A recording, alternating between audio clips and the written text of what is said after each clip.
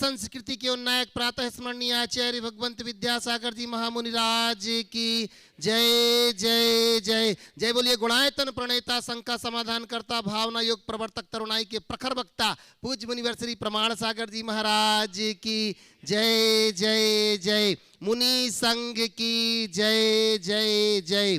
प्रिय बंधुओं, तीर्थराज सम्मेद शिखर की तलहटी गुणायतन परिसर में आयोजित देश के सर्वाधिक लोकप्रिय कार्यक्रम शंका समाधान में यहाँ उपस्थित एवं देश विदेश से जुड़े हुए उन सभी श्रद्धालुओं का जो कि पारस चैनल एवं प्रामाणिक ऐप के माध्यम से इस कार्यक्रम का सीधा प्रसारण देख सुनवा आनंद ले रहे हैं, उन सभी का मैं गुणायतन और श्री सेवायतन परिवार की ओर से हार्दिक हार्दिक अभिनंदन करता हूं। बंधुओं, जैसे कि आपको विदित है, लगातार यहाँ 3 दिवसों से भावना युग शिविर चल रहा है और इस शिविर की सफलता में आप लोगों के चेहरे पर ये खिला हुआ चेहरा और ये मुस्कुराहट बता रही है कि वास्तव में आप लोगों ने क्या पाया है। बंधुओं, पूज्य गुरुदेव के चरणों में आकर के वास्तव में हम संसार के सारे विकल्पों को तज करके अपना जीवन धन्य करेंगे और पूज्य गुरुदेव के मन में जो भावना जगी, उस भावना को अपन सब लोगों ने मिलकर, आप सब लोगों ने मिलकर जो साकार किया है ये गुणायतन के रूप में, और यह जो पंचायतन शैली का जिनालय बन रहा है इसके रूप में, वो आने वाले युगों युगों तक लोग आचार्य भगवंत को और पूज्य गुरुदेव को स्मरण रखेंगे। आए, मैं जिन्होंने अनेक लोगों की शंकाओं का समाधान कर सम्यक समाधान दे करके आज पूरे विश्व में अनेक लोग शंका समाधान कर रहे हैं, पर अगर कहा जाए कि शंका समाधान के जनक कौन है तो वो और कोई नहीं, वो पूज्य मुनिवर श्री प्रमाण सागर जी महाराज हैं। आए, हम चलते हैं उनके चरणों में और प्रथम प्रश्न के रूप में मैं यहाँ पर आवाज दे रहा हूँ। हमारे बीच में दिलीप जी जैन मुंबई से हमारे बीच में है। दिलीप जी जैन मुंबई से प्रथम प्रश्न के रूप में यहां पर आएंगे और उसी के बाद तैयार रहेंगे दिव्यांश जैन मुंबई से।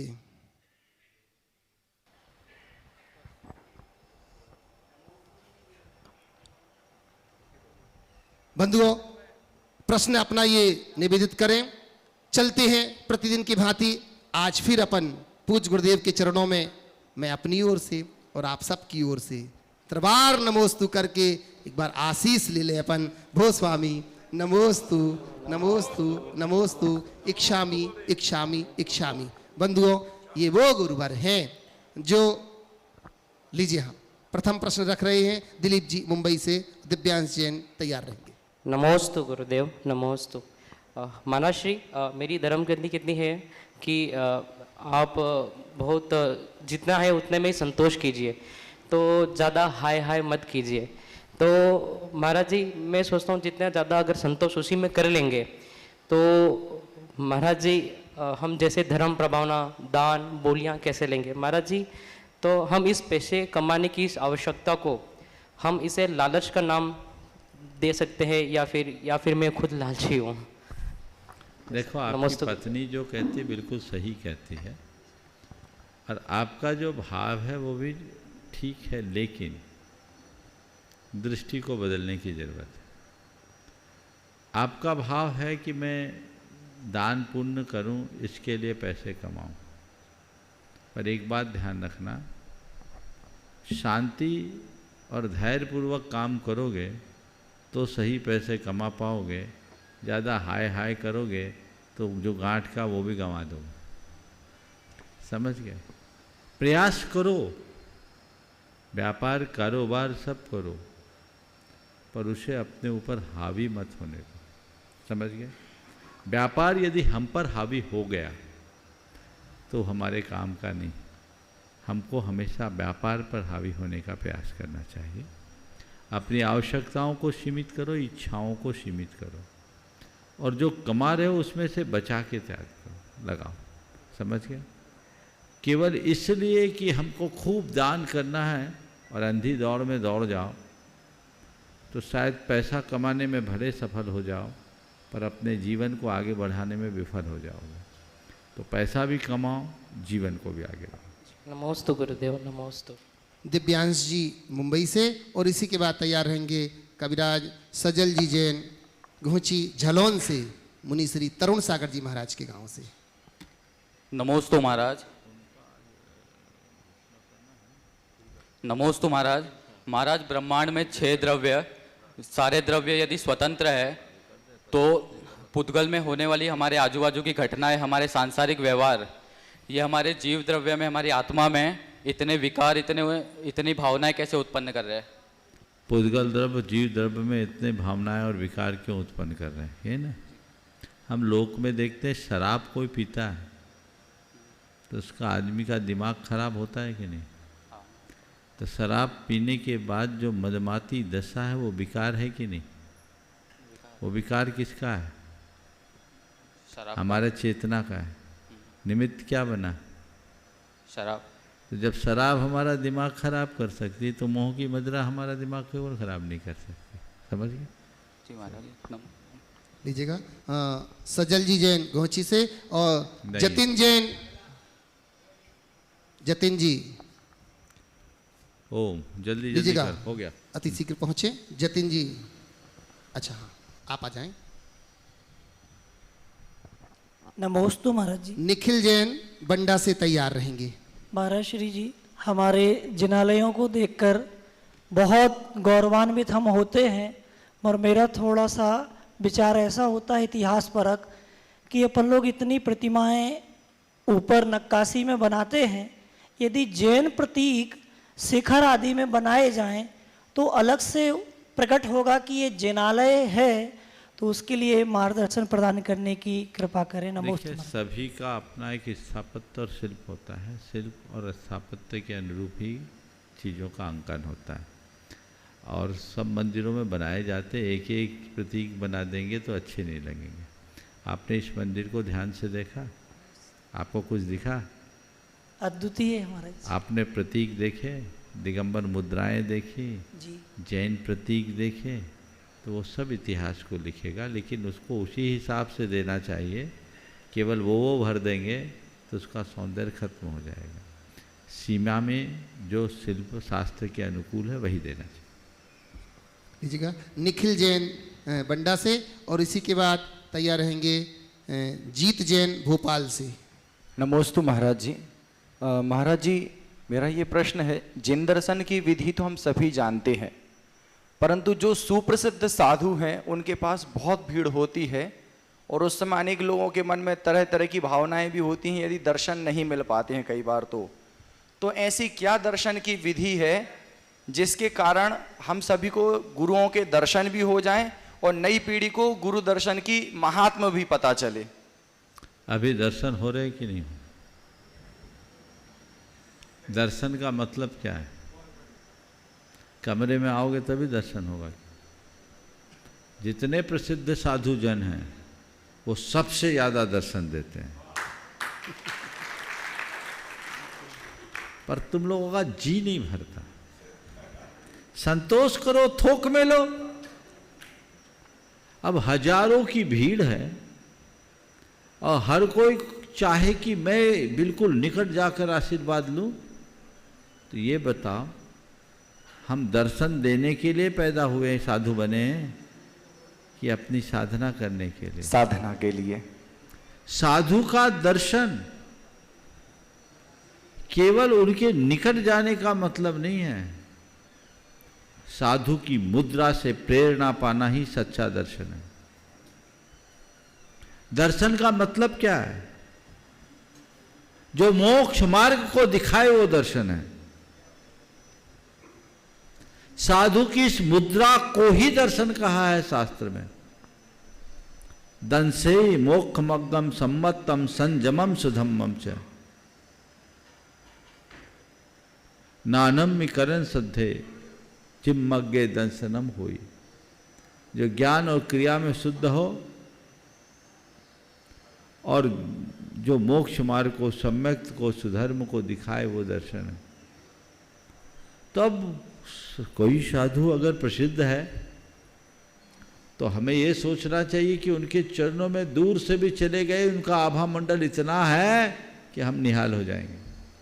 और एक बात बोलूं, हम मुनियों के निकट आने का तो फिर भी तुम्हें सौभाग्य मिल रहा है। आचार्य भगवान के भी निकट जा पा रहे हो। जब वो तीर्थंकर बन जाएंगे ना तो वो भी नहीं हो पाएगा। गणधर भी नहीं छू पाते। एक कटनी नीचे प्रथम पीठ पर चढ़ करके परिक्रमा दे के संतोष करते हैं और दूर अपनी सभा में बैठ करके आनंदित होते हैं। तो सच्चा दर्शन तो वही है। इसलिए सभी भक्तों से कहता हूँ कि दर्शन के लिए जब भी आओ, हर साधु की अपनी दिनचर्या होती है, उनके समय और सुविधा से आओ। और उनका उपदेश लाभ हम लोग इकट्ठे देते हैं। क्यों देते हैं? हम आपकी कोई नौकरी भजा रहे हैं क्या? बोलो, हमारी कोई ड्यूटी बंधी हुई है क्या कि हमें तुम्हें इतना देना ही है? बस हमारे गुरु ने कहा कि जैसे उदारता से मैंने तुम्हें दिया है, उसी उदारता से तुम्हें भी बांटना है। तो हम लोग बांटते हैं इस करुणा भाव से। तुम सहेजो ना, लो ना, आनंद से लो, अपने भावों में संयम रखो। और तुम लोगों को तो इतना दर्शन मिल रहा है, हमें तो वो भी दर्शन सुलभ नहीं है, सालों दूर रहते हैं, लेकिन तुमसे ज़्यादा दर्शन करते हैं, क्योंकि जब आंखें बंद करते हैं उनके दर्शन होते हैं। जय हो। गुरु को हृदय में बिठाओ, उनके आदर्शों को आत्मसात करो। और ये भावना भाव सारे संसार के लोग गुरु चरणों में आ जाए। एक बार एक ने कहा, ऐसी चर्चा आई कि सारे संसार के लोग गुरु चरणों में आ जाए, तो बीच में टोका कि सारे संसार के लोग गुरु चरणों में आ जाए पर मेरा स्थान वही रहे जो आज है। ये बड़े स्वार्थी और मतलबी प्रवृत्ति के लोग, समझ गए? तो ऐसे स्वार्थी वृत्ति से बचना चाहिए, मतलबीपन से बचना चाहिए और जीवन की दिशा को व्यवस्थित करना चाहिए। जीत जैन भोपाल से और तैयार रहेंगे जतिन जैन सांगानेर के छात्र। नमोस्तु गुरुदेव, नमोस्तु। मेरा और मेरे परिवार की ओर से बारंबार नमोस्तु नमोस्तु नमोस्तु।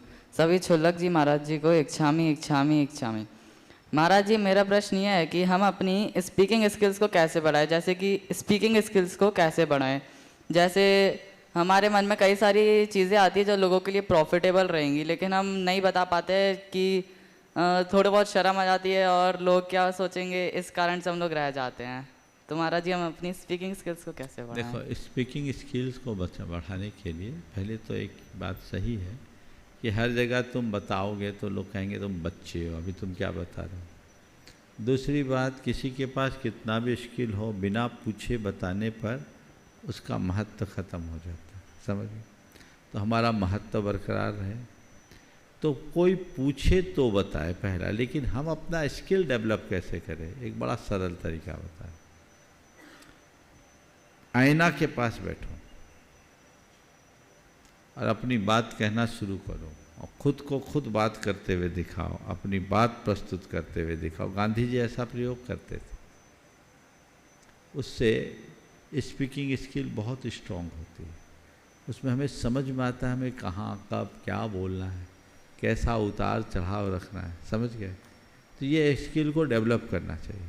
हालांकि मेरा अनुभव बताता है कि ये प्रतिभा नैसर्गिक होती है, समय के साथ अपने आप आने लगती, समझ गए? आज मैं अपनी बात कर रहा हूँ, मैंने कोई प्रैक्टिस नहीं की, यहाँ की प्रवचन करने की प्रैक्टिस करनी हो, लेकिन कॉन्फिडेंस था, करते करते यहाँ तक पहुँच गए।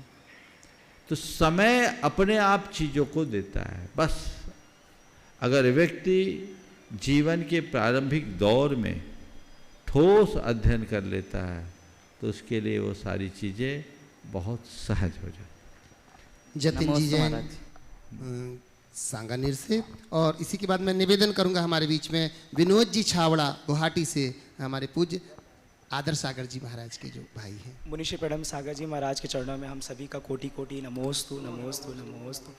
हे स्वामी, हम आपसे ये पूछना चाहते हैं, हम सभी युवा हैं और आधुनिकता का काल चल रहा है। इस आधुनिकता के काल में भी हम आज की युवा पीढ़ी को धर्म क्षेत्र से, धर्म संस्कार से किस प्रकार से जोड़ने का प्रयत्न कर सकते हैं, इस बारे में मार्गदर्शन दीजिए। युवा पीढ़ी को धर्म संस्कार से जोड़ने का प्रयास कैसे कर सकते हैं? मैं तो कहता हूँ धर्म के लॉजिकल और प्रैक्टिकल एस्पेक्ट को रखो। आज के युवा को अगर सही तरीके से धर्म समझाया जाए तो बहुत अच्छे से वो न केवल आत्मसात करता है, अभी तो उसको अपने जीवन में उतार कर एक उदाहरण भी बन जाता है। हम लोग धर्म के नाम पर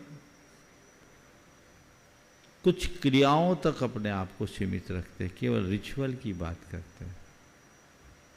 रिचुअल पर हमारा ध्यान होना चाहिए, लेकिन उसके पहले व्यक्ति को तत्वबोध कराना चाहिए, स्पिरिचुअल की तरफ ध्यान होना चाहिए। स्पिरिचुअल से रिचुअल की ओर जाएंगे तो हमारे लिए सहजगम्य होगा। तो आज का युवा, ये मिथ्या आरोप है कि युवा धर्म से दूर है।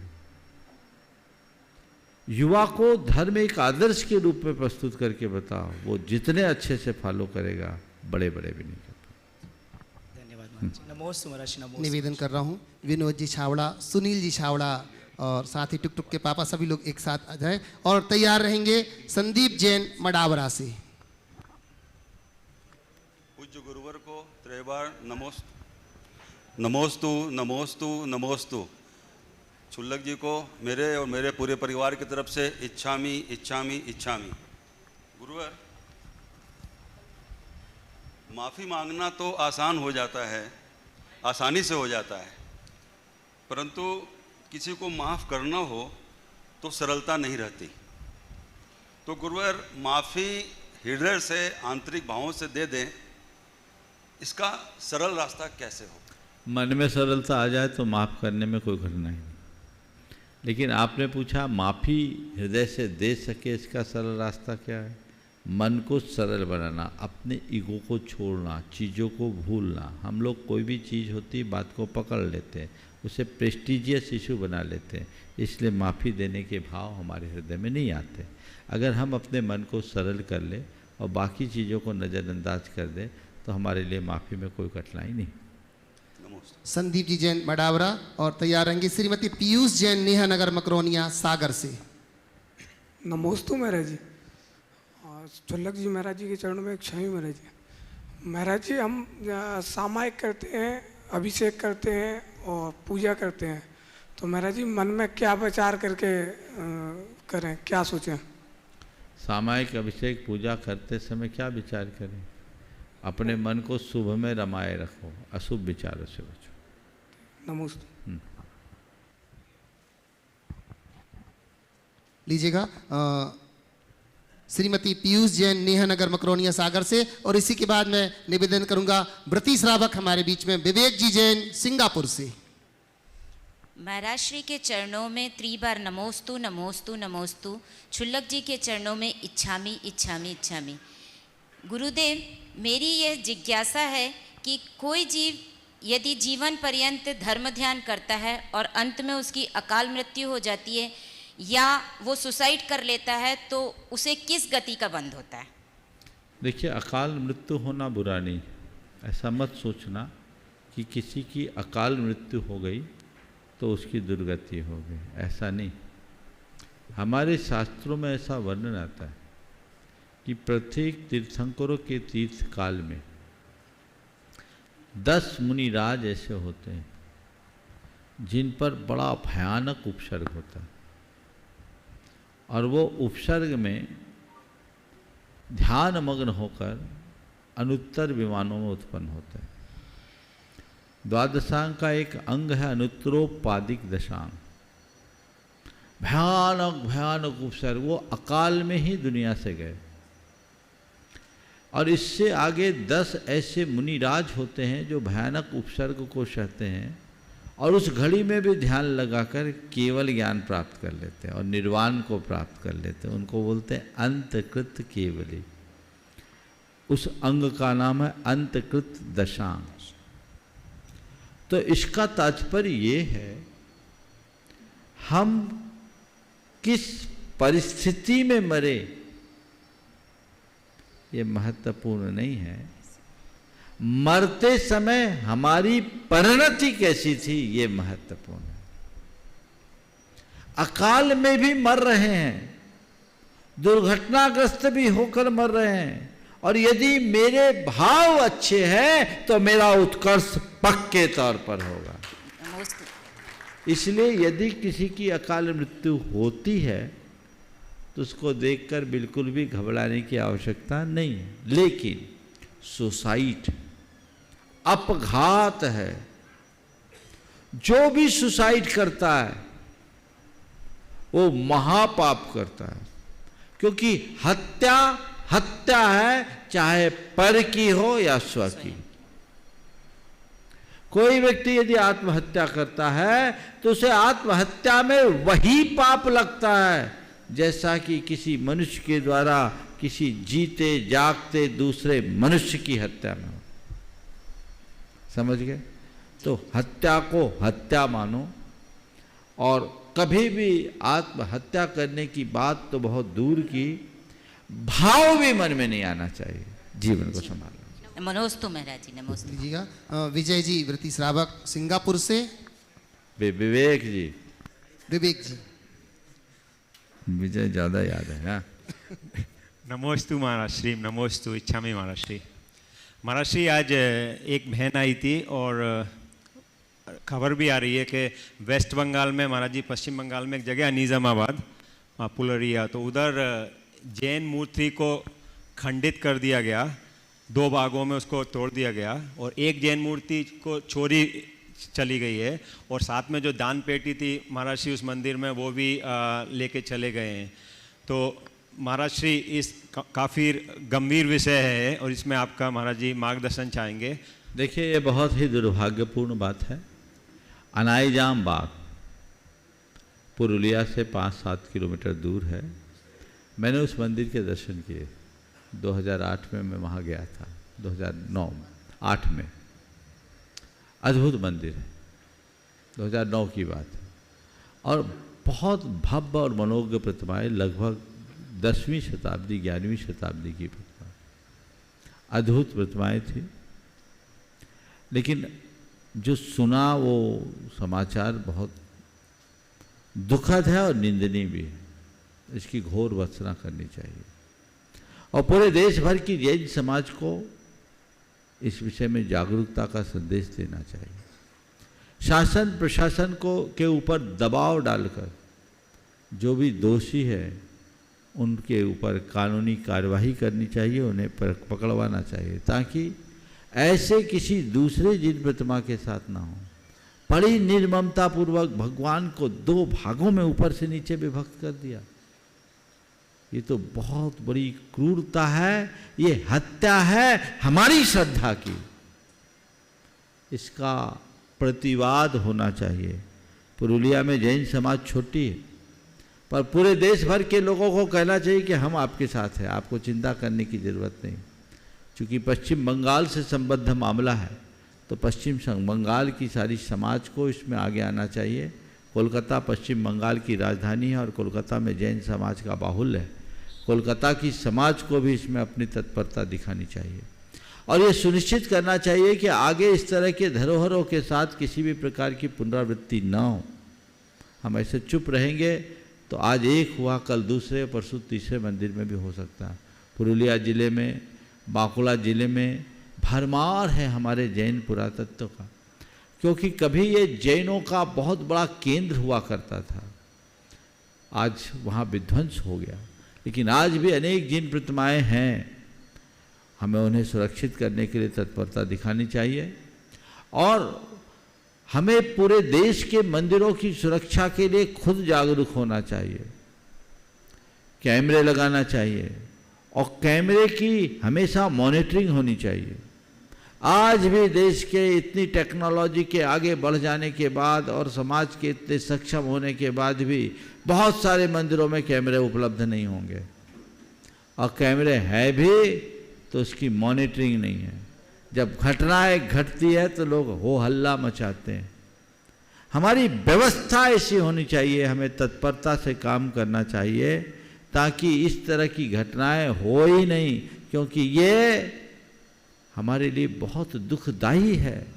जिनकी हम पूजा अर्चना करते हैं, हमारे आराध्य के साथ इस तरह का क्रूर कृत्य हो, ये बर्दाश्त के योग्य कैसे होगा? ये सभी को हैरान करने वाली बात है। तो हमें समाज को भी जागरूक रहना चाहिए और मंदिरों में भी सुरक्षा के प्रति विशेष ध्यान देना चाहिए। हमारे मंदिरों में जो पैसा आता है, लोग बैंक बैलेंस बढ़ाते हैं, फिक्स डिपॉजिट बढ़ाने में लग जाते हैं, पर प्रबंध और संचालन में उस पर जितना ध्यान देना चाहिए कम देते हैं। पहली प्राथमिकता आपके मंदिर में जो दान आता है बैंक में रखने के लिए नहीं दिया जाता, वो पैसा मंदिर के रख रखाव के लिए दिया जाता है और उसमें कोई कसर नहीं छोड़ना चाहिए। सभी को, मैं मंदिर के मैनेजमेंट से जुड़े लोगों को कहूँगा, क्योंकि अगर आप जनता के द्वारा दिए गए दान का सदुपयोग नहीं करते तो महापाप के भागी बनते। हर मंदिर के संचालकों और प्रबंधकों को ये चाहिए कि ऐसी व्यवस्था सुनिश्चित करे कि कभी कोई ऐसा देख भी ना पाए, और यदि किसी मंदिर की आर्थिक स्थिति अनुकूल नहीं है तो उसके लिए भी व्यवस्थाएं बनानी चाहिए और समाज के समर्थ मंदिरों के फंड से उनको पैसा दे करके सुरक्षा करना चाहिए, क्योंकि मंदिर हमारे हैं, भगवान हमारे हैं। किसी मंदिर में आज आए नहीं है, लोग नहीं आते, दर्शनार्थी नहीं आते, समाज नहीं है, तो वहाँ की आमदनी कम है। पर जिन मंदिरों में हजारों के घर जुड़े हुए हैं, जहाँ लाखों रुपया आता है, क्या वहाँ से पैसा नहीं दे सकते?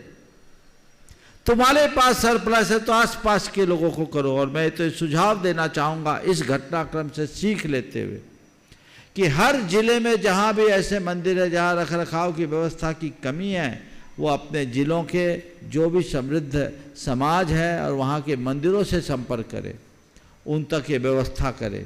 और मैं चाहूँगा इसकी सूचनाएं भी लोग दे, किन किन मंदिरों में एक सर्वे हो जाए, प्रमाणिक ऐप में भी इसकी सूचना दे सकते हैं, ताकि उसके लिए कोई ठोस कार्य योजना बना करके पहल की जा सके और ये सुनिश्चित किया जा सके कि हमारे देश का एक भी मंदिर असुरक्षित ना हो। ये व्यवस्था बने। महाराष्ट्र ये देव से संबंधित थी और आज पता पड़ा कि गुरु से संबंधित भी चर्चा आई है, जिसमें कि महाराष्ट्र, देखिए सड़क दुर्घटनाएं बहुत हो रही है और ये समाज की जिम्मेदारी है कि साधु संतों के विहार पर समाज ध्यान दे। और जब सरकार का सर्कुलेशन निकल चुका है तो पहला प्रयास तो ये करना चाहिए कि कहीं से भी साधु संतों का विहार हो तो संबंधित थाने को उसकी सूचना देनी चाहिए और ये प्रशासन की जिम्मेदारी है, ऐसा सर्कुलर है कि वो आपको प्रोटेक्शन दे। ये व्यवस्थाएं आप सबको बनानी चाहिए और उसके साथ साथ समाज के लोगों को चाहिए कि साधुओं का निर्बाध विहार हो तो उनके साथ लोग हो और साधु भी इस तरीके से विहार करे ताकि वो गाड़ी घोड़े के बीच में न आए, एक साइड से करे और सही समय पर करे। कतिपय ऐसी भी घटनाएं आई हैं कि अल सुबह बल्कि दिन निकलने से पहले भी कुछ साधुगण विहार कर देते हैं, तो उससे भी दिक्कतें आती है क्योंकि वो नींद का समय होता है या और भी समय होता है। तो हमें अपने विहार को पूरी तरह से सुरक्षित करते हुए चलना चाहिए और उसके लिए तत्परता दिखाना। नमस्ते महाराज। बंधुओं, हमें बड़ी प्रसन्नता है, लोगों ने गुणायतन के आह्वान पर गुणायतन के लिए अनेक प्रकार से सहयोग देने का मन बनाया है। आज हमारे यहाँ जो पंचायत शैली का जिनालय बन रहा है, उस जिनालय में स्वर्णदान के लिए श्रीमती नीता जी भोपाल से इन्होंने एक सोने की अंगूठी समर्पित की है। जोरदार ताली बजा करके हम उनका त्याग की अनुमोदना करते हैं। वहीं बंधुओं, निर्वाण निधि के रूप में सदस्य योजना से जो जुड़े हैं ऐसे श्री प्रीतम कुमार जी कोट गलतागा वेलगांव कर्नाटक से जोरदार ताली बजा करके उनका अभिनंदन करते हैं। वहीं सूत्रधार के रूप में जो जुड़े हैं श्रीमती प्रेमलता जी सरावगी, श्री मुरारी लाल जी सरावगी विशाखापट्टनम आंध्र प्रदेश से, पुनः जोरदार ताली बजाकर उनका अभिनंदन करते हैं। जो यहाँ पर उपस्थित हैं जिन्होंने अपने आप को सूत्रधार से जोड़ा है, ऐसे श्रीमती अनीता जी, धर्मपत्नी श्री प्रदीप जी जैन, तरुण जी जैन, काजल जैन, हेमांक जैन जी हरियाणा से यहाँ पर उपस्थित है। मैं निवेदन करता हूँ मंच के ऊपर आए और जोरदार तालियों से उनका अभिनंदन करते हैं। गुणायतन और श्री सेवायतन परिवार उनका अभिनंदन करता है। मैं इनके अभिनंदन करने के लिए बड़े सम्मान के साथ आवाज दे रहा हूं हमारे बीच में श्रीमान सुभाष जी पूनम जी, सीईओ हमारे गुणायतन के। मैं निवेदन करता हूं कृपया आइएगा और इनका अभिनंदन करेंगे हमारे नए सूत्रधार का। श्रीमती अनीता जी, धर्मपत्नी श्री प्रदीप जी, तरुण जी, काजल जी, हेमांक जी पूरे परिवार के साथ एक बार पहुंचे। अच्छा, बहुत बढ़िया। जिन्होंने अपनी बहन को भी यहाँ पर सूत्रधार के रूप में जोड़ लिया है, ऐसी ही जोड़ी होनी चाहिए। जिनेश जी दिनेश जी जिन्होंने अपनी बहन को भी सूत्रधार, बहुत अच्छा होना ऐसे ही चाहिए, अपने पूरी परिवार को जो कि त्याग के रूप में यहाँ पर प्रेरित कर रहे हैं, जोरदार जोरदार करताल ध्वनि से उनका अभिनंदन करते हैं। वहीं बंधुओं, मैं आपसे कहना चाहूंगा, यहाँ लगातार 3 दिवसों से जो भावना योग शिविर यहाँ पर चल रहा है, इस भावना योग शिविर के संपूर्ण शिविर के आयोजन का जो व्यय है, इसका व्यय हमारी आदरणीय सुनीता दीदी जी वासावाली ब्रह्मचारिणी दीदी ने यह व्यय किया है। मैं निवेदन करता हूं वो मंच के निकट आए और इनका अभिनंदन करने के लिए मैं यहां पर आवाज दे रहा हूं। हमारे बीच में श्रीमान हमारे गुणायतन के CFO सुनील जी, रेखा जी यहां पर उपस्थित हैं, आए और इनका अभिनंदन करेंगे। जोरदार जोरदार तालियों के साथ हम आदरणीय हमारी सुनीता दीदी जी का अभिनंदन। एक बार मंच के निकट आ जाए दीदी, और लोग देख लें कि हमारी वही दीदी है जो सदैव त्याग के क्षेत्र में आगे रहती हैं। निवेदन कर रहा हूं मंच के निकट आए और आदरणीय मैं सुनील जी से CFO जो कि हमारे गुणायतन के हैं, साथ ही साथ रेखा जी से निवेदन करता हूं, अभिनंदन करेंगे। इसी क्रम में बंधुओं, मैं दीदी आए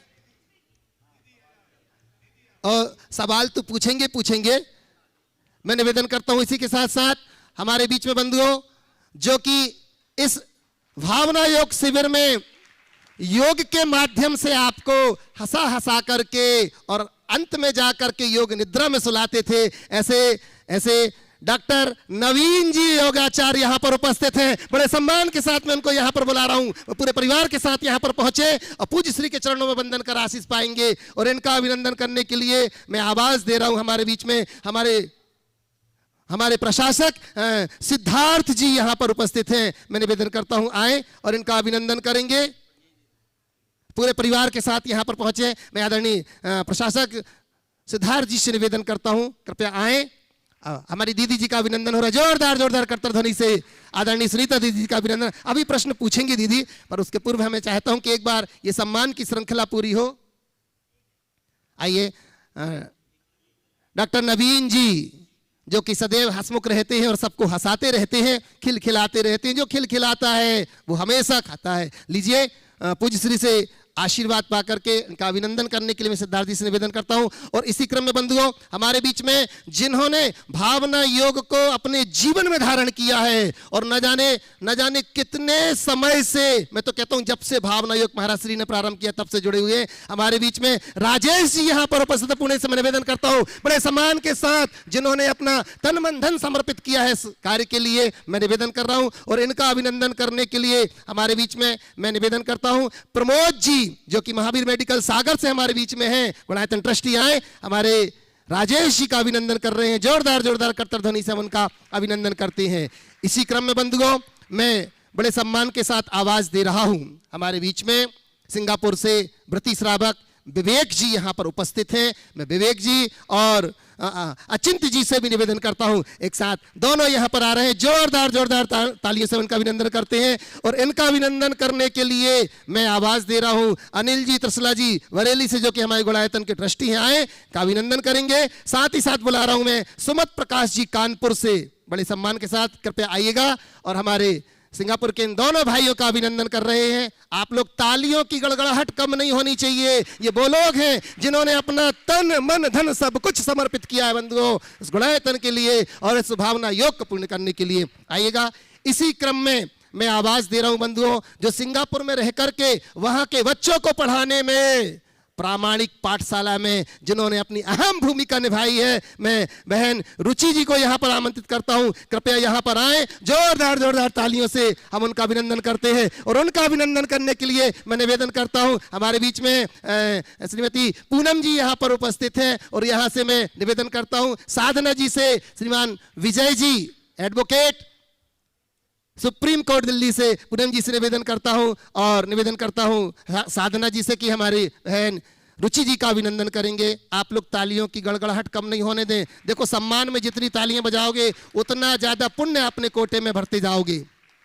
आइएगा बंधुओं, और इसी क्रम में अब मैं आवाज दे रहा हूं बंधुओं, 3 दिन का शिविर लगा। शिविर बिल्कुल बहुत अच्छे से आप देख रहे हैं, कितना सक्सेस रहा है आप जान ही रहे हैं। पर जब तक कि कहते हैं भूखे भजन न हो गोपाला, अगर पेट भरा नहीं होगा तो बहुत मुश्किल होगा भैया योग करने में।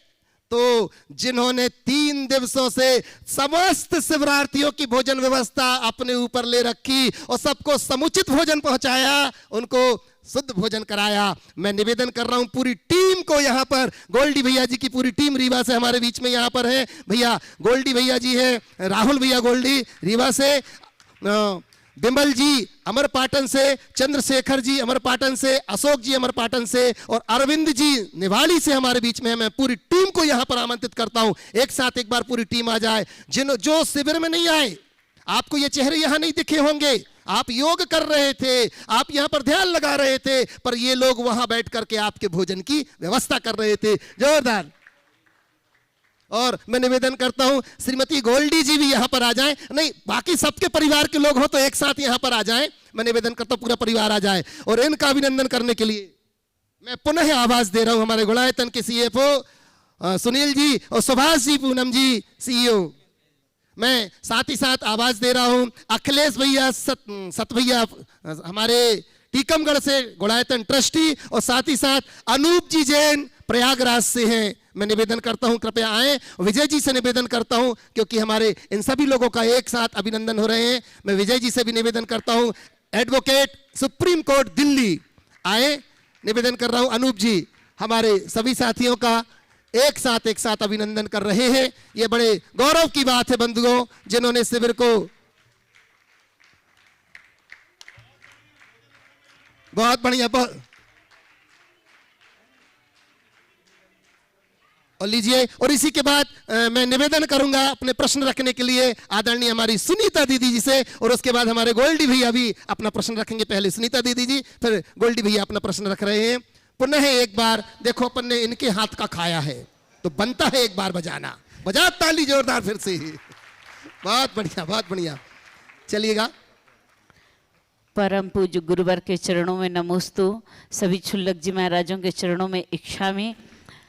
सबसे पहले तो जितने लोग शिविरार्थी हैं, हमारा गुरुजी आपसे सबसे पहली तो विनम्र निवेदन है कि जैसे आज सब लोग शिविर में इकट्ठे हुए हैं, ऐसे आपके सानिध्य में हम लोगों को और भी चांस मिले कि हम सब शिविरार्थी बन करके आपके चरणों में बारंबार नमोस्तु करते हैं। और जितने भी शिविरार्थी आए हैं, अगर आप लोगों को हम लोगों की व्यवस्था में कोई कमी महसूस हुई हो तो आप लोग हमें सुझाव दे करके जाएं।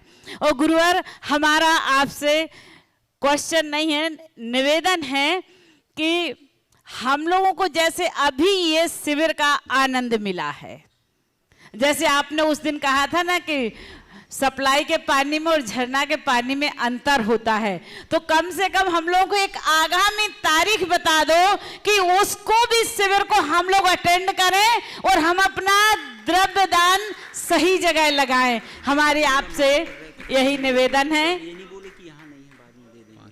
और हाँ, क्या बोलिए आप? हम अगला शिविर कब लगेगा? बिल्कुल भावना भाई है, आप चाहो तो हर महीने शिविर लगा लो, उसमें क्या है। हाँ, हम तो तैयार हैं गुरुजी, तैयार हैं। अगला कार्यक्रम निश्चित होने दीजिए और उसके बाद ये भी हो जाएगा। और ऐसी भावना सबको रखनी चाहिए और बढ़ाना चाहिए। अभी आज सुबह कोई आवाज़ मेरे कान में आई, बोल दो बोल दो। बहन जी के लिए एक बार जोरदार करतल ध्वनि कर दीजिए। बहुत उदारता और भावना से अपना काम करती है। एक व्यक्ति ने जब सुबह आज इन्होंने पूरे शिविर के सौजन्य की भावना प्रकट की तो कुछ काना फूसी हुई कि बहन जी करती क्या है, इनके पास पैसा कहाँ से आता? ये बड़ा विचित्र हाल है। मैं आपको बताऊं, ये इनके पिता की उदारता और दूरदर्शिता का प्रतिफल है। इनके पिताजी ने जिस दिन इन्होंने ब्रह्मचर्य व्रत लिया उसी दिन इनका हिस्सा इनके लिए सौंप दिया। और इनके भाई जो अपना बहुत अच्छा बिजनेस संभालते हैं, वो भी पूरी उदारता के साथ कहते हैं हम तो पैसा कमाते हैं, आप पुण्य कमाओ ताकि हमारा बैलेंस बना रहे। आप लोगों से मैं कहूँगा कि त्यागी वृत्तियों को लेकर के आप कभी संशय मत करना कि जिनके पास कुछ नहीं है वही त्यागी वृत्ति होता है। सच्चे अर्थों में देखा जाए तो त्यागी वृत्ति वही होता है जो सब कुछ त्याग देता है। देखो हमारे संग में जो महाराज लोग बैठे हैं, मल्टीनेशनल कंपनी की लाखों के पैकेज छोड़ छोड़ के आए हैं महाराज लोग। आप क्या सोचते हो? इसलिए अपनी अवधारणा बदलना और हमेशा त्यागी वृत्तियों के प्रति सकारात्मक दृष्टि रखना। हमारे संघ की ऐसी कई ब्रह्मचारिणी बहनें हैं जिनके माँ बाप ने उनको करोड़ों की संपत्ति सौंपी है और आज भी वो अपने एक एक पाई का सदव्यय करते हैं। उनके पास खर्च की और कोई गुंजाइश रास्ता ही नहीं है। उनको कोई मौज मस्ती तो करना नहीं है। दान धर्म करके अपने जीवन को आगे बढ़ाते हैं तो प्रेरणा लेना चाहिए। और फिर त्यागी वृत्ति में और तुम लोगों में एक अंतर है। त्यागी वृत्ति के पास 1 रुपया होता है तो 80 पैसा दान देने में संकोच नहीं करता, और तुम्हारे पास 1 रुपया होता है तो 5 पैसा भी दान निकालने का भाव नहीं बनता। बस यही अंतर है। सोच बदलोगे तो जीवन बदलेगा, ये भाव रखना चाहिए। लीजिएगा। हाँ, अगले प्रश्न के रूप में रुचि जैन, आरव जैन सिंगापुर से आ रहे हैं और तैयार रहेंगे अंजुला जी, राहुल जैन मेरठ, जब तक वो पहुंच रहे हैं। साथ ही साथ बंधुओं, जब यहाँ सम्मान का क्रम चला ही है, तुम्हारा श्री एक और शख्स ऐसा बैठा है यहाँ पर जो सम्माननीय है, कई दिवसों से आपके चरणों में रह करके जो आपकी सेवा में तत्पर है, इस गुणायतन के लिए जो समर्पित हो चुके हैं। हमारे बीच में दिल्ली से सुप्रीम कोर्ट के एडवोकेट विजय जी, साधना जी हमारे बीच में यहाँ पर है। मैं निवेदन करता हूं एक बार मंच के ऊपर आए और संपूर्ण गुणायतन ट्रस्ट इनका अभिनंदन करता है। मैं निवेदन कर रहा हूं विजय जी, साधना जी से कि मंच के ऊपर आए। जोरदार जोरदार करतर ध्वनि से बंधुओं, इतना बड़ा पद पा करके भी जिनके अंदर अहम नहीं, अहंकार नहीं, कितने विनम्र वो जो हैं पूज्य गुरु चरणों में जिन्होंने, मैं इनका अभिनंदन करने के लिए अशोक जी जो कि श्री से एडवोकेट है, मैं निवेदन करता हूं सुभाष जी से निवेदन करता हूं, आप तो आ ही रहे हैं, मैं अशोक जी से भी निवेदन करता हूं। देखो एडवोकेट का सम्मान करने के लिए एडवोकेट आ रहा है, कितनी बड़ी बात है। मैं निवेदन करता हूं आइएगा। और आज बंधुओं एक विशेष बात है, इन्होंने पूरे 42 वर्ष पूरे कर लिए हैं वैवाहिक जीवन के। हम पूरा गुणायतन और सेवायतन परिवार इनका बहुत बहुत बहुत बहुत अभिनंदन करता है और बहुत बहुत बधाइयां देता है। लीजिएगा, इसी क्रम में इनका अभिनंदन। सुभाष जी, पूनम जी, निवेदन करता हूं आप। निशा जी पहाड़िया हमारे बीच में मैं निवेदन करता हूं, हमारे गुणायतन के शिरोमणि संरक्षक जयपुर से निशा जी पहाड़िया, मैं निवेदन करता हूं एक बार मंच के ऊपर आए और हमारी साधना जी का अभिनंदन में आपका सहयोग जरूर हो। निशा जी पहाड़िया जी से निवेदन करता हूं जयपुर से, जो कि गुणायतन के शिरोमणि संरक्षक है, कृपया आइएगा और इस अभिनंदन की कड़ी में आपका सहयोग जरूर हो। बंधुओं, आज इन्होंने पूज्य श्री से आशीष लेकर के गणधर बलय विधान भी किया है, वो विशुद्धि बढ़ाई है। और आज तो गणधर बलय के इन्होंने उपवास भी प्रारंभ कर दिए हैं। देखना, संपत्ति होने के बाद त्याग का भाव हो जाए, और अकेले सिर्फ धन का त्याग नहीं, जिन्होंने अपने शरीर से भी त्यागने का मन बनाया, ऐसे निशा जी पहाड़िया जी के लिए जोरदार ताली बजा करके हम बहुत बहुत बहुत बहुत उनका अभिनंदन करते हैं। और प्रथम प्रश्न यहाँ पर प्रश्न के रूप में यहाँ पर उपस्थित हैं रुचि जी, आरव जी सिंगापुर से, और तैयार रहेंगी अंजुला जी, राहुल मेरठ से।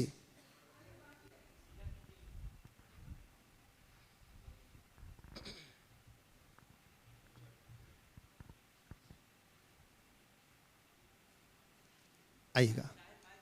मैं निवेदन करूंगा, हमारे सीईओ सुभाष जी कुछ कह रहे हैं। मैं कुछ 2 शब्द विजय जी के बारे में बोलना चाहता हूँ। एडवोकेट विजय जैन, जो दिल्ली सुप्रीम कोर्ट के लीडिंग एडवोकेट है और गुरु भक्त हैं, और पिछले दिनों से जब से महाराज श्री से जुड़े हैं, इतना इनका समर्पण भाव है। हमेशा कोई भी प्रॉब्लम हो या कुछ भी कानून के बारे में कोई जानकारी लेनी हो या कुछ भी हो, आगे बढ़ के हमेशा अपना समय इन्होंने दिया है और देते रहे हैं। अभी भी पिछले 5-6 दिनों से आए हुए हैं। डेली जितनी भी हमारी समस्याएं हैं सबका समाधान हमको दे रहे हैं, और बहुत इनका समर्पण है। जितनी इनका मैं स्वागत करूं उतना कम है। इसी बात से, गुरुदेव के आशीर्वाद से हमारी कमेटी ने आपको मुख्य विधि सलाहकार मुख्य विधि सलाहकार नियुक्त किया है। मैं 4 लाइन का लेटर है जो हमारे अध्यक्ष महोदय ने बनाकर भेजा है। श्री एडवोकेट विजय कुमार जी जैन, अधिवक्ता सुप्रीम कोर्ट न्यू दिल्ली। आपकी कर्मठता एवं भक्तिभाव के फलस्वरूप आपको परम पूज्य मुनि श्री 108 प्रमाण सागर जी महाराज का आशीर्वाद मिलता रहा है। हम सब की भावना है कि आपके प्रतिभाशाली व्यक्तित्व एवं कुशल निर्देशन में गुणायतन उत्तरोत्तर प्रगति के मार्ग पर अग्रसर हो। आपका संस्था के प्रति सदैव समर्पण एवं योगदान रहा है।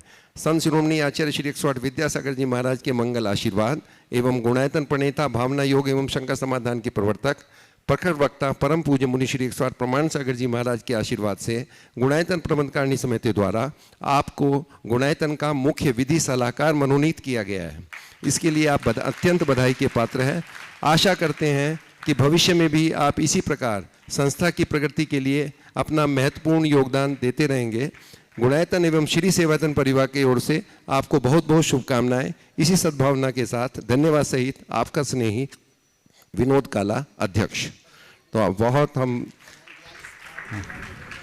ठीक है। और साथ साथ मैं अपने रूप में बधाई देता हूं आपकी सालगिरह के लिए, विवाह की सालगिरह। अभी विजय कुमार जी के बारे में मैं जरूर कहना चाहूँगा। इधर आ जाओ, साथ में आओ। ये बहुत ही सरल चित्त और समर्पित व्यक्तित्व के धनी हैं और पिछले कई माहों से बराबर अपनी सेवाएं दे रहे हैं। आगे भी इनका ऐसा ही मनोभाव है। ऐसे व्यक्ति को सामाजिक संस्थाओं से जोड़ने पर हमारी संस्थाओं का भी गौरव बढ़ता है। और मैं ये कहूँगा कि विजय जी एक प्रेरणा है, हमें और आगे बढ़ना चाहिए। और हमारे साथ बहुत बड़ी टीम है, जो और लोग भी है। अभी अशोक जी भी यहाँ आए थे, वो भी बहुत अच्छा योगदान अपना दे रहे हैं। हमें समाज के हर प्रतिभाशाली व्यक्ति का सही मूल्यांकन कर उनका सदुपयोग करना चाहिए और जीवन को आगे बढ़ाना चाहिए। विजय जी ने जो अपनी जीवन की दिशा मोड़ी है, मैं उनको आशीर्वाद देता हूँ, उसी तरह आगे बढ़ते रहे। लीजिए, प्रामाणिक पाठशाला में कर्मठता से जिन्होंने अपना योगदान दिया है सिंगापुर में, रुचि जी, आरव जी, और इसके बाद अंजुला जी, राहुल जी, मेरठ। नमोस्तु महाराज जी। मेरा ये प्रश्न है कि हम जू में जाकर सारे एनिमल्स को देखकर क्या वो सही है? बहुत अच्छी बात। पहले तो मैं चाहूँगा एक बार ये रुचि बहन का जोरदार करतल ध्वनि से अभिनंदन कर दें। ये बहुत ही समर्पित और धर्मनिष्ठ महिला है। पिछले अनेक वर्षों से प्रामाणिक समूह के कार्यों में बहुत तत्परता से जुटी हुई है। खासकर प्रामाणिक पाठशाला में इनका बहुत बड़ा योगदान है।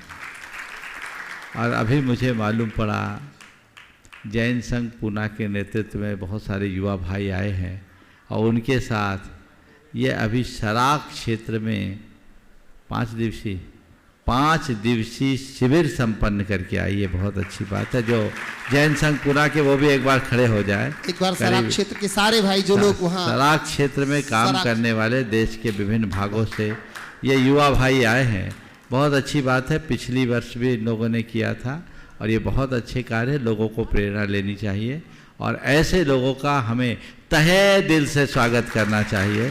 एक बार जोरदार करतल ध्वनि से हम उनका स्वागत कर दें। अब मैं आरव के सवाल पर आता हूँ। उसने क्या पूछा था कि जू में जाकर के एनिमल्स को देखना क्या ठीक है, गलत है। क्योंकि जू में जिन एनिमल्स को रखा गया उसमें उनकी स्वतंत्रता बाधित होती है। आपके मनोरंजन को रखा गया, जानकारी के लिए अब जरूरत नहीं है। आज को सब चीज़ें आपको इंटरनेट में उपलब्ध है। ऐसे स्थिति में जानवरों को रखने से उनको पीड़ा तो होती है। अब तो इस पर विचार करना चाहिए राष्ट्रीय और अंतर्राष्ट्रीय स्तर पर कि इन जानवरों के निर्बाध विचरण का अधिकार कैसे सुरक्षित रखा जाए। अगर कोई कानूनी रास्ता निकले विजय जी, तो इस पर भी विचार करना चाहिए। क्या आज के समय में जू का रखना प्रासंगिक है? उनको प्रताड़ना है, पीड़ा है, उनकी आज़ादी का खंडन है। इसलिए हमें उसको अवॉइड करना चाहिए। महाराज श्री, इसी को कंटिन्यू करके मैं पूछूंगी, वाटर पार्क जाना सही है क्या? वाटर पार्क देखिए, वाटर पार्क और जू में अंतर है। वाटर पार्क में त्रस्त-जीव नहीं होते, जल है, जल का विघात होता है। तो उस दृष्टि से अब ये मौज मस्ती के लिए जो करते हैं, मैं उसके लिए कुछ नहीं कहूँगा, ना हाँ कहूँगा ना कहूँगा। लेकिन ऐसा भी उचित नहीं है कि मैं उसको निषिद्ध कह दूँ, क्योंकि आप लोग हैं, पुराने ज़माने में राजा महाराजा नदियों में जाकर जल कीड़ा करते थे, तालाबों में जाकर के जल कीड़ा करते थे। अब नदी तालाब तो कीड़ा लायक बचे नहीं, सो टेक्नोलॉजी का प्रयोग करके वाटर पार्क बनाने लगे और वो व्यवस्था कर लिए। तो मैं आप लोगों के रंग में भंग करना नहीं चाहता, पर मैं इतना ज़रूर कहना चाहूँगा कि जितना संयम रखोगे उतना सुखी रहो। नमस्ते महाराज। जोरदार तालियां। और अंजुला जी, राहुल जी, बंधुओं, एक चीज आपसे जरूर कहना चाहूंगा, इस भावना योग शिविर में अपन ने सब लोगों का सम्मान कर लिया, लगभग जो लोग आए उनके लिए भी ताली बजा दी, पर जिनके माध्यम से ये शिविर लगा, अगर वो नहीं होते तो ये शिविर नहीं होता। हमने गुरु जी के लिए क्या किया, तो जोरदार जयकारा के साथ पूज्य गुरुदेव के चरणों में वंदन करते हैं। जय बोलिए भावना योग प्रवर्तक पूज्य मुनिवर श्री प्रमाण सागर जी महाराज की। सुनो सुनो सुनो, अब काम कर ही रहे हो तो आधा काम क्यों करो, और पूरा करो। हमारे पांचों क्षुल्लक जी ने क्या कमी रखी? बस वही पहुंच ही रहा हूँ महाराज जी। हाँ, और हमारे ब्रह्मचारी जी ने क्या कमी रखी? एक बार सबके लिए जय बोले। चलिए आगे बढ़ो। क्षुल्लक जी के चरणों में कोटि कोटि इच्छामि महाराज, सभी क्षुल्लक जी महाराज की। बस 2 मिनट का समय और है, बस बोलिए अंजुला जी। मेरे परिवार की तरफ से त्रिबार नमोस्तु महाराज श्री, इच्छामि महाराज श्री। महाराज श्री, मैं रोज मंदिर में पूजा करती हूँ, पर लेकिन विधान भी करती हूँ, पूजा भी करती हूँ, लेकिन कोई ये कह देता है कि इतनी पूजा करने से, इतना विधान करने से क्या है? जब भी हम पूजा विधान में ही भटके पड़े हैं, पूजा में ही भटके पड़े हैं, तो ऐसा हमें क्या करना चाहिए? अगर ऐसा लगता है कि पूजा में भटके पड़े हैं तो उनको भटकने दो। आपको तो नहीं लगता कि मैं पूजा में, तो बहुत मन तो लगता उनसे है। बोलो आप ज्ञान मत दो, मुझे क्या करना है पता है। आपको लगता है कि मैं भटकी हूँ, पर मैं तो मगन हूँ और भगवान से प्रार्थना करती हूँ ऐसी शक्ति मिल जाए कि आपके पास आऊँ तो कहीं जाऊँ ही नहीं, बस आपकी ही हो जाऊँ। लगे रहो। ये उन लोगों से ज्ञान लेने का कोई औचित्य नहीं जो इस तरह की सलाह देते हैं। उनको कुछ लेना न देना है, हमें अपना रास्ता खुद ठीक करना। देशना अनमोल शीघ्रता से आ रहे हैं, जल्दी से। देशना जी अनमोल योगाचार्य नवींद्र जी के ये सुपुत्र और पुत्री हैं। और इसी के बाद मैं निवेदन करूंगा अनिल जी त्रसला जी बरेली उत्तर प्रदेश से गुणायतन श्री सेवायतन के जो ट्रस्टी हैं, साथ ही साथ नित्य शांति धारा के जो पुण्यार्जक हैं। जल्दी बोलो। नमस्ते महाराज जी, मेरा नाम अनमोल जैन है, मैं बरेली से आया हूँ। महाराज जी, मेरा प्रश्न यह है कि धर्म करने के लिए श्रद्धान की जरूरत है या शील गति वस्त्रों की? श्रद्धान की जरूरत है या शील गति वस्त्रों की, शालीन वस्त्रों की। शालीन वस्त्र। देखो, श्रद्धान भी होना चाहिए और श्रद्धान हो तो वस्त्रों में भी शालीनता होगी। ठीक है ना? चलिए। हाँ, नमस्ते महाराज। लीजिए, मैं निवेदन कर रहा हूँ अनिल जी त्रसला जी बरेली से, और इसी के बाद ब्रह्मचारी राहुल भैया जी जो कि सराक क्षेत्र के संपूर्ण कार्य के लिए जो लीड कर रहे थे, ब्रह्मचारी राहुल भैया जी। बाहर से तो हम बहुत ज़्यादा समृद्ध हुए हैं गुरुवर, लेकिन आंतरिक रूप से देखने में हम खोखले होते जा रहे हैं। तो इस अंतर की वजह से समृद्ध होते हुए भी हम अंदर से भी कैसे मजबूत बने आंतरिक रूप से? देखिए, बाहर से समृद्ध हुए हैं, अंदर से कमज़ोर हुए हैं, केवल इसलिए क्योंकि हमने संसाधनों को तो महत्व दिया, मूल्यों को मूल्य नहीं दिया। जब हम संसाधनों के साथ अपने मूल्यों को महत्व देने लगेंगे तो हमारा रास्ता अपने आप प्रशस्त होगा। चलिए जल्दी। ब्रह्मचारी राहुल भैया जी, बस आखिरी है। हाँ, परम पूज्य मुनिश्री के चरणों में बारंबार नमोस्तु नमोस्तु नमोस्तु। सभी भाई लोगों से बोलेंगे, सभी भाई लोगों को आपका आशीर्वाद चाहिए गुरुदेव। गुरुजी, हमारा इस बार हमारा सबसे छोटी बहन थी जिनाज्ञा, 2 साल की थी। सवाल करिए जल्दी जी। महाराज जी, पिछली बार हम आपके पास आए थे और हमने 10 लक्षण का शिविर लगाया था, और इस बार हमने थोड़ी सी उसकी कार्य रूप बदली और समर कैंप में आर्ट क्राफ्ट डिजाइन, पेंटिंग आदि का शिविर लगाया ताकि रोजगार परक एक कार्यशाला हो सके, धर्म के साथ रोजगार को भी हम जोड़ सकें। और वहाँ के कई लोगों ने ये भाव रखा है, चूंकि बंगाल है, थोड़ा सा रेस्ट्रिक्शन है महिलाओं के अंदर, वो आ नहीं पाते बाहर ट्रेनिंग के लिए। तो गुरुजी हम ये चाहते हैं कि वहाँ पे एक ट्रेनिंग कैंप शुरू हो और हम उसको कैसे आगे ले जाएं, इसके लिए गुरुजी मार्गदर्शन चाहिए आपको। देखिए, इसके लिए एक अच्छी ठोस कार्य योजना बनाइए, वहाँ की वास्तविकताओं को रेखांकित करते हुए अगर इस अच्छी कार्य योजना बने तो उसको क्रियान्वित किया जा सकता है। एक बहुत अच्छा कार्य है, हमें इसे हाथ में लेना चाहिए और इसे आगे बढ़ाना चाहिए। इस प्रकार आज के इस सत्र को हस्तशिल्प और हथकरघा परम पूज्य गुरुदेव के चरणों में नमन अर्पित करते हुए यहीं पर विराम। बोलिए परम पूज्य आचार्य गुरुवर श्री विद्या।